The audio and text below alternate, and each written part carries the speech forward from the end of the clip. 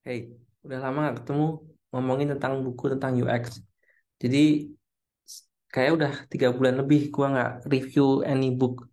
Alasannya karena buku-buku gua udah gue jual karena gue pindah ke Berlin dan juga buku-buku di Kindle gua somehow hilang juga gara-gara accountnya kena masalah. But now let me start lanjut lagi kalau dengan buku-buku yang terbatas. Nah, hari ini buku yang banyak yang lagi gua sering baca sama beberapa tim bagus banget dan menurut gua sangat seimbang antara teori dengan prakteknya gitu.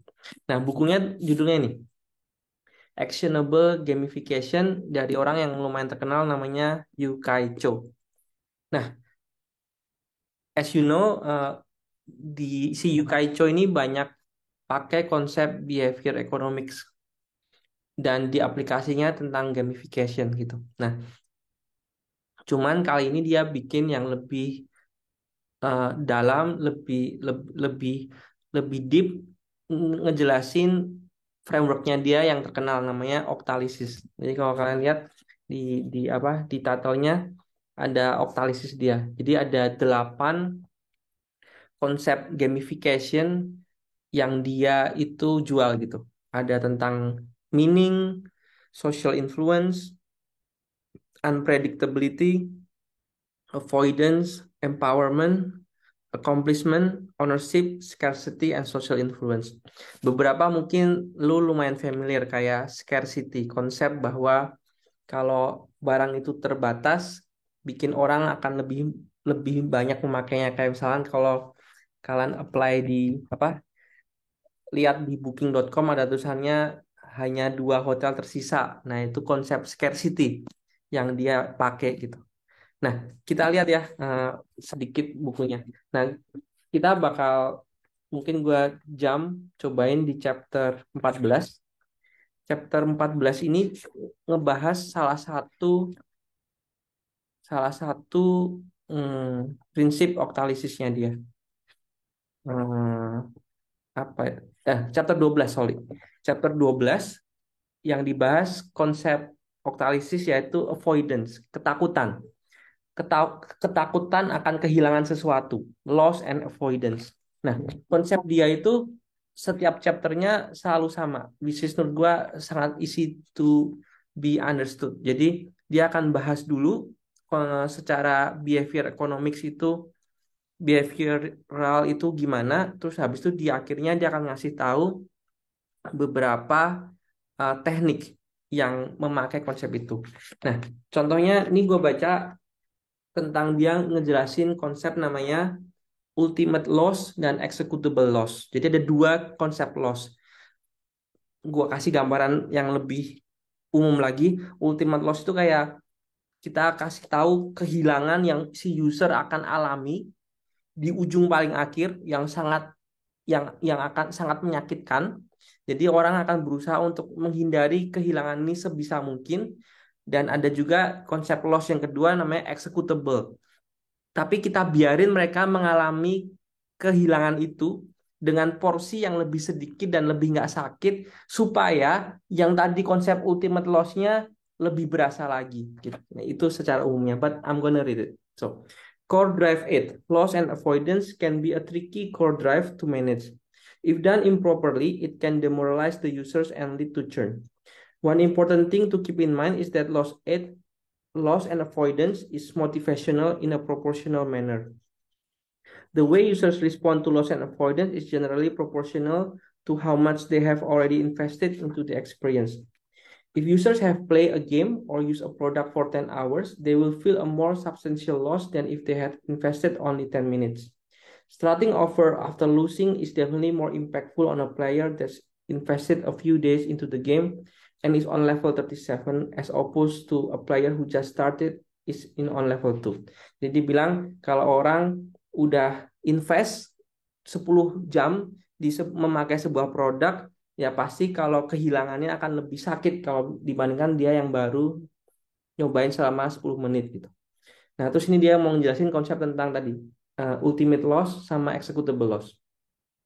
The key strategy here is that the experienced designers should dangle the threat of a large setback, the ultimate loss, but should only implement small marginal setbacks or the executable loss to emotionally train the users in taking the ultimate loss more seriously.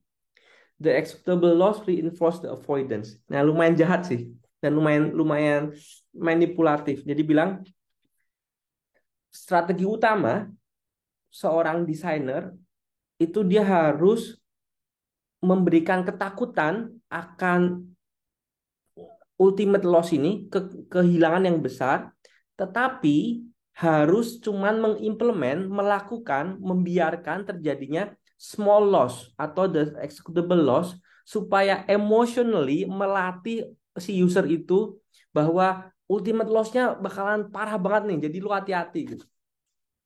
Terus dia ngejelasin berikutnya lebih detail lagi kayak berapa persen sih executable loss ini yang dia saranin untuk user bisa alamin gitu. Tapi gue akan ke bagian yang dia kasih contoh secara aplikatif. Jadi kalau mau pakai konsep ini tuh kayak gimana gitu. Nah, ada di halaman 331. Jadi ini game teknik yang ke-65. Jadi dia udah banyak gitu. Setiap setiap chapternya dia akan ngasih teknik-teknik yang mengaplikasikan teori tadi. Nah, ini nomor 65.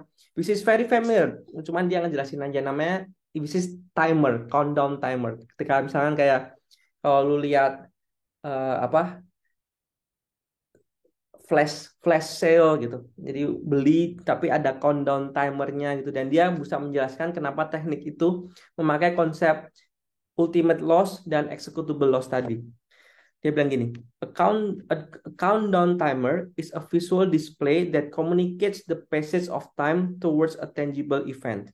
Sometimes the countdown timer is to introduce the start of a great opportunity, while at other times it to signify the end of the opportunity. Jadi countdown timer ini ngasih tahu bahwa ini awal dari sebuah opportunity yang bagus atau untuk mengasih tahu bahwa ini akan berakhir, opportunity itu akan berakhir. Earlier, we mentioned that actually applying an ultimate loss to the user benefits no one, and that the executable loss is simply to make users take the ultimate loss more seriously. Jadi dia bilang, jangan kasih tadi ultimate loss ke user, itu nggak akan guna apapun gitu. Tapi yang lu perlu user lakukan, rasakan itu yang executable loss tadi, yang rasa kehilangan yang sedikit aja gitu. The smaller loss is meant to reinforce avoidance of the significant loss. However, if the user is not aware of the loss, the entire motivational factor is squandered.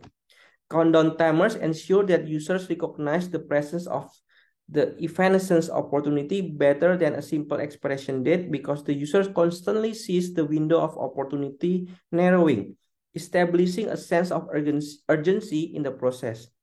Intuitively, for this purpose, countdown timer should display the smallest time interval that is appropriate, more often than not seconds, instead of showing longer intervals such as weeks or months. Jadi dia ngomong kalau countdown timers itu lebih bagus dibandingkan ngasih expiry date karena ketika si user lihat waktunya itu berkurang, itu si user lagi mengalami that executable loss yang kecil-kecil ini, jadi dia makin ketakutan nanti ultimate loss-nya kayak gimana gitu. Instead of kalau cuma dikasih date akhirnya, they are not feeling that executable loss real time gitu. But with countdown timer, waktu yang mundur kayak kalau kalian buka ini Agoda, itu dia selalu kayak, hey ini gue kasih voucher, tapi lu cuma bisa make 2 jam ke depan gitu.